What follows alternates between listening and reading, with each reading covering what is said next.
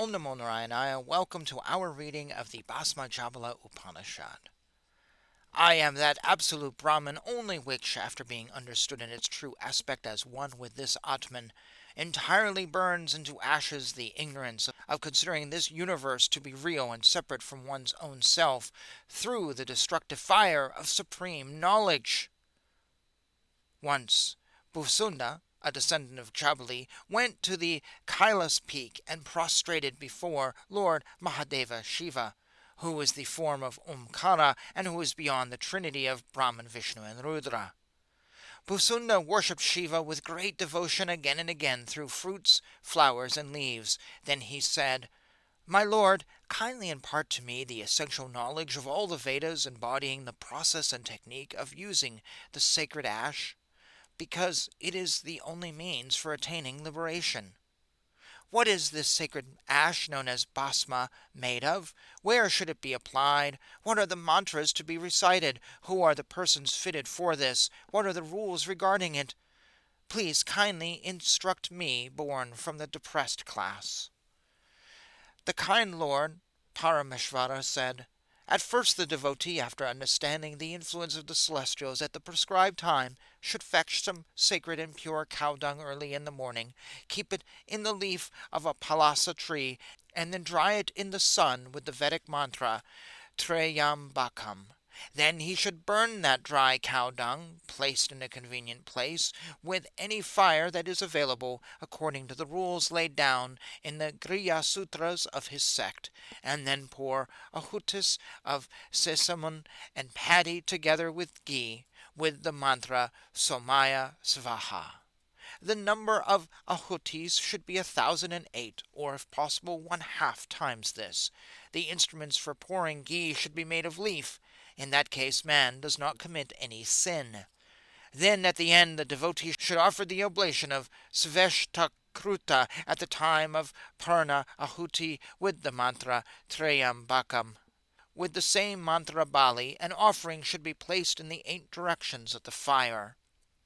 That sacred ash, that Bhasma, should be sprinkled with water by the Gayatri mantra. Then that Bhasma should be placed in a gold, silver, copper, or earthen vessel, and sprinkled again with the Rudra mantras. It should then be kept in a clean and decent place. Then the devotee should honor the Brahmins with a grand feast. Then only will he become purified. Then he should take the Bhasma from the vessel with the Pancha Brahma mantras, Manastoka, Sadyogjatim, etc., and with the idea that fire is Bhasma, air is Bhasma, water is Bhasma, earth is Bhasma, ether is Bhasma, gods are Bhasma, rishis are Bhasma, all this universe and existence are Bhasma, saying, "I prostrate to this sacred and purifying Bhasma which destroys all my sins." Thus the devotee should keep a little Bhasma with the clean palm of his left hand, saying Vamadevaya, sprinkling with the mantra Trayambakam, cleaning it with the mantra Sudham Sudhena. Then he should filter it nicely. Then he should apply it from head to foot, applying it with the 5 Brahma mantras. With the first finger, middle finger, and ring finger, he should apply the same to the middle of the head, saying, "To the head, and O Bhasma, thou hast come from Agni." He should apply Bhasma at the top of the head with the mantra Murdhanam, on the forehead with the Trayambakam, on the neck with the Nilagrivaya, on the right side of the neck with Triyayusham and Vama, on the cheeks with Kaleya, on the eyes with Trilokshanaya, on the ears with Srinavama, on the mouth with Prabhavama, on the heart with Atmane, on the navel with Nabhib, on the right shoulder with Bhavaya, on the right elbow with Rudraya, on the right wrist with Sarvaya, on the back of the right palm with Pasupataye, on the left shoulder with Ugraya, on the left elbow with Agre Vadhaya, and on the left wrist with Dure Vadhaya, on the back of the left palm with Namo Hatre, and over the shoulder blades with Sankaraya. The devotee should then prostrate to Shiva with the mantra Somaya. He should wash the hands and drink that ash water with the mantra Apa Punantu. The water should never be spilt down from any cause. Thus, this practice of Bhasmadharana should be done in the morning, noon, and evening. If he does not do this, he will become fallen. This very thing is the prescribed dharma of all Brahmins. Without having Bhasmadharana in this fashion, he should never take any food, water, or anything else. Accidentally, if this practice is forgotten that day, Gayatri should not be repeated. No yajna should be done on that day. No tarpana should be offered to gods, rishis, or pitrus. This is the eternal dharma that destroys all sins and gives the final state of moksha. This is the daily rite of Brahmins, Brahmacharyans, Grihasthas, Vanaprasyas, and Sannyasins. If this is overlooked even once, he should stand in water up to the neck, repeating Gayatri 108 times, and fast the whole day. If a sannyasin does not wear bhasma even on a single day, he should fast during the whole day and do 1,000 pranava japa for being purified once again. Otherwise, the Lord will throw these sannyasins to dogs and wolves. In case this kind of bhasma is not available, any other bhasma that may be at hand should be used with the prescribed mantras. This kind of practice shall destroy any kind of sin that may be committed by man. Then again, Vasunda asked Shiva, what are the daily rites to be performed by a Brahmin, by neglecting which he will commit a sin? Who is to be then meditated upon? Who is to be remembered? How to meditate? Where to practice this? Please, Lord, tell me in detail. The Lord answered all in a nutshell. First of all, the devotee should get up early in the morning before sunrise, and after finishing the purifying actions should take his bath. He should then clean the body with drudra shuktas. Then he should wear a clean cloth. After this, he should meditate on the sun god and apply bhasma to all the prescribed parts of the body. He should then wear white rudraksha as prescribed.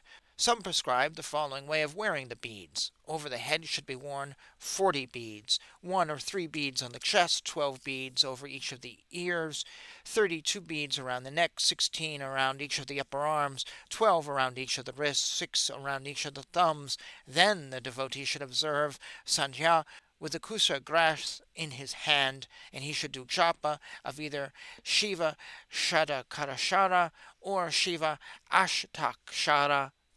Om Namaya Shivaya and Om Namo Mahadevaya are the 2 mantras. This is the highest truth and the greatest instruction. I myself am that great Lord Shiva, God of all gods, the supreme controller of all the universes. I am that impersonal Brahman. I am Omkara. I am the creator, preserver, and destroyer of all. Through my terror only, all are working properly. I am this world and the 5 elements. I am the highest truth that exists, the Brahman of the Upanishads. This is the greatest Vidya.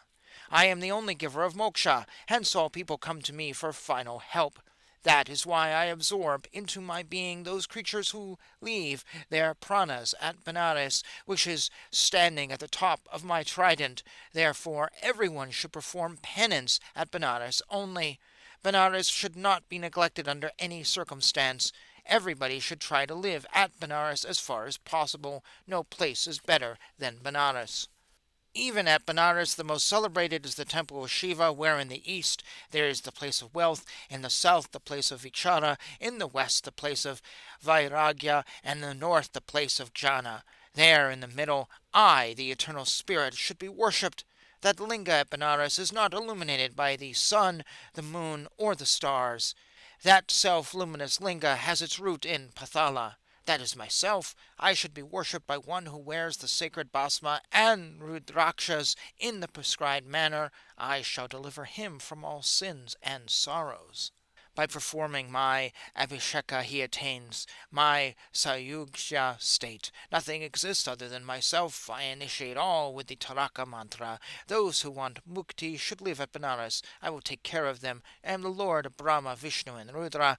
The most corrupt man or woman will attain moksha if he or she dies at Benares. Other sinners will be fried in burning pits of live coals after death. Therefore everybody should try to live at Benares, which is my pranalinga itself. And thus ends this Upanishad. 2 minor notes. 1, notice he mentions the trinity of Hinduism as Brahma, Vishnu, and Rudra. Today we always say Brahma, Vishnu, and Shiva. Times have changed. Also, if you wish to know more about the beads, refer to my reading of the Upanishad called the Rudraksha Shabala, which is a very short Upanishad, and it details the wearing of the beads and how many and where the beads came from. It's all about the beads, so please refer to that Upanishad here on my channel.